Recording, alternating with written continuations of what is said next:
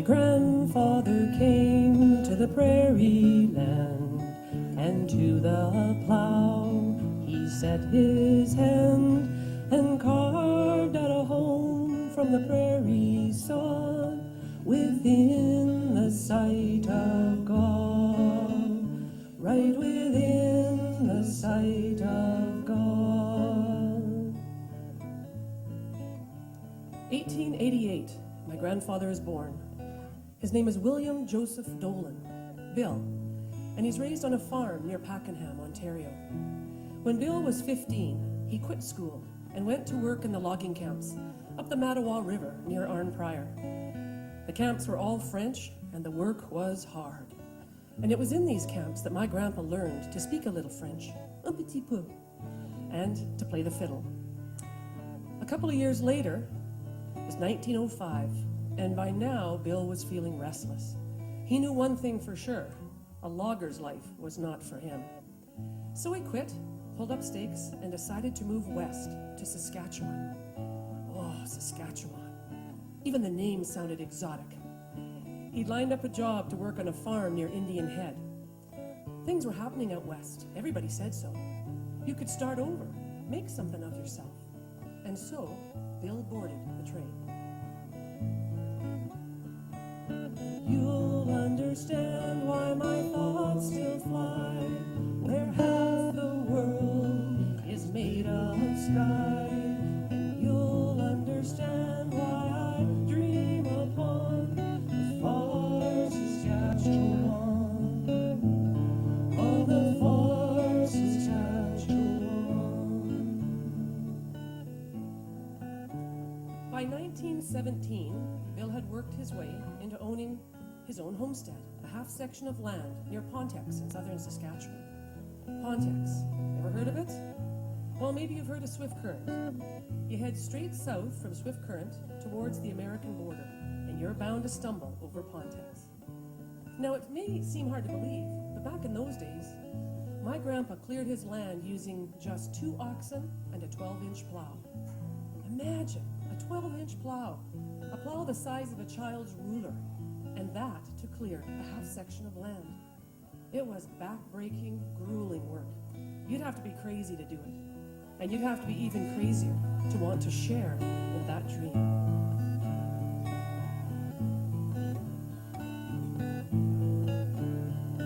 My grandmother lived in the prairie way.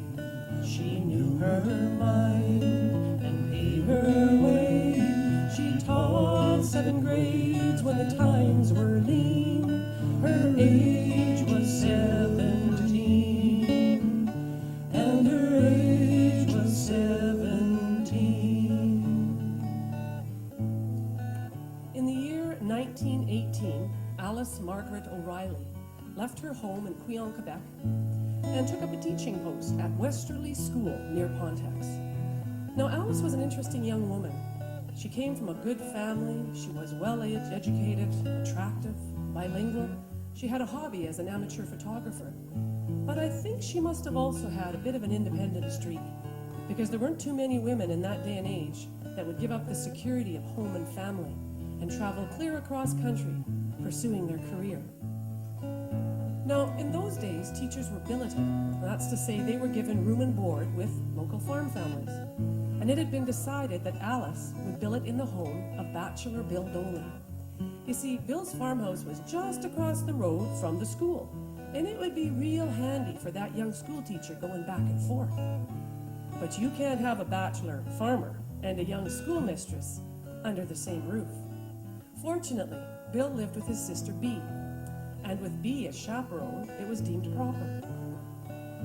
Now, Alice, the school teacher, well, there she is. An attraction soon develops with Bill. What to do? The first thing, Alice moved out to board with another farm family, and the courtship began in earnest. And you know, it's hard to believe that they grew up on opposite sides of the Ottawa River, only 10 miles apart. But it took the romantic lure of Saskatchewan to bring them together. And within the year, Alice Margaret O'Reilly and William Joseph Dolan were married. You'll understand why my thoughts still fly, where half the world is made of sky. And you'll understand why I dream upon the far Saskatchewan, on the far Saskatchewan. Over the next 11 years, Alice bore 7 children, dying shortly after the birth of her last baby. She was just 37 years old, and the year was 1929. Bill was left to raise the family with the help of Bea, persevering through the Great Depression and the Second World War. 2 of his sons went off to fight in that war, and a daughter joined the Women's Air Force Corps. But those were tough, tough years. The Depression alone drove many people off the land. Year after year after year of absolutely no rain, not a drop. Dreams in farmland turned to dust. And there's a joke my grandpa used to tell about a farmer who goes into the banker during the Depression to get a loan. And the banker says to him, "Well now, before I lend you any money, I'm going to have to see your land." So the farmer, he walks over, flings open the door and says, "Take a good look, it's blowing by right now." But those were tough years. My dad says he can remember falling asleep as a child on the farm, listening to his dad play the fiddle. Bill would wait until the chores were done and the kids were in bed, and then he'd haul out the fiddle, playing song after song late into the night, somehow finding solace in that music. I often wonder about my grandpa and how he survived those years. The death of his wife was devastating, and then the Depression came along and everything they'd worked so hard for just seemed to disappear. And along came the Second World War, and he had that aching worry. Would his boys be among the lucky ones to make it back? But men like Bill, they don't give up. And he was there when his boys came home. He'd stayed with the farm. And you were born in a prairie town where wheat fields rim your whole world round. The voice of the times said you could not stay and called you far away, as it calls us all away. My dad, Frank, was the youngest son, and when he turned 16, he quit school and was determined to strike out on his own. Well, I'm sure his father, Bill, would rather he had stayed with the farm, but a farmer's life was not for my dad. And really, how could Bill begrudge him the chance at independence when he had done exactly the same thing at almost exactly the same age? But when Bill was young, the frontier was out west. With my dad, the lure was to go up north. That was the new land of opportunity. And my dad became one of the first commercial truckers on the Alaska Highway. His first trip, Dawson Creek, BC, to Whitehorse, Yukon Territory in 1946. Those rugged northern Rockies and those endless green forests, they were a grand adventure for a prairie boy. My dad never did resettle on the prairie. He stayed up north.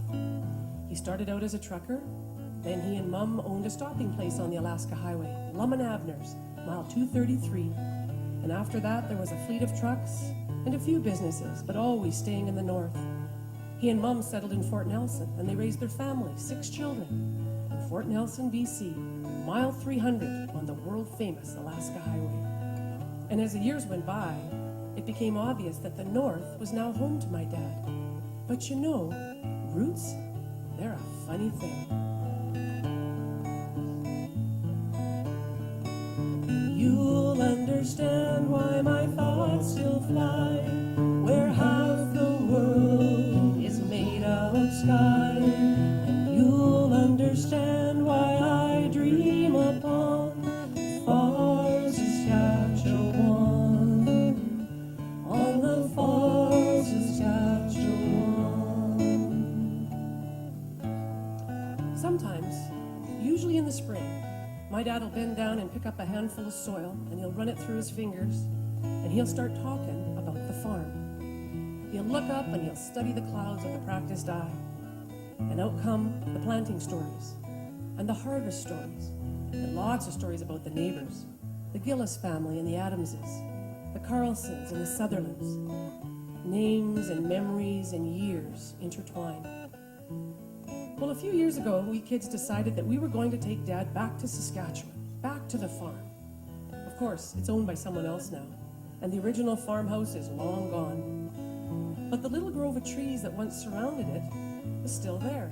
And someone had taken a huge boulder off the land and they dozed it into that grove of trees right into the center, real pretty. And it spawned an idea. With the new owner's permission, we had a bronze plaque drawn up and placed it on that rock. And that plaque tells the story of William and Alice and how they settled that land. But if you were born in a prairie town, though you may roam the whole world round and live by the sea or the mountainside, your heart will still abide on the land that was your pride. Well, my family doesn't get back to Saskatchewan very much anymore. Most of them still live up north. I have one brother that lives down in Vancouver and I live in Edmonton. But you know, no matter how our family spreads and grows, moves around, with children and grandchildren, great-grandchildren, and now great-great-grandchildren, we always know that there's a plot of land in southern Saskatchewan, and on that land there's a rock. And that rock is literally a touchstone for our family, a place we can always return to, and a place that will always remind us where it is that we come from. And that rock will always tell the story of William and Alice. And you'll understand why my thoughts still fly, where half the world is made of sky. You'll understand why I dream upon the far Saskatchewan, on the far Saskatchewan. One more time, everybody.